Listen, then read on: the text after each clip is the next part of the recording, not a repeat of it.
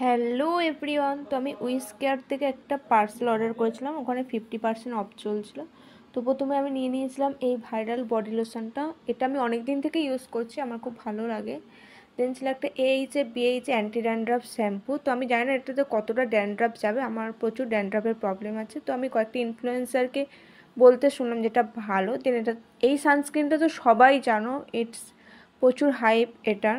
তো আমিও নিয়ে নিয়েছি, কদিন ইউজও করছি, খুবই লাইট ওয়েট, কিন্তু ওই যে ব্যাপারটা গ্লো এটা ওটা সেটা এত কিছু আমি দেখিনি। তাও ভালো সানস্ক্রিন, আমার ভালো খারাপের কী আছে, জাস্ট ইউজ করো, লাইট ওয়েট, হোয়াইট কাস্ট দেবে না, এরকম হলেই যথেষ্ট, মোটামুটি ভালোই।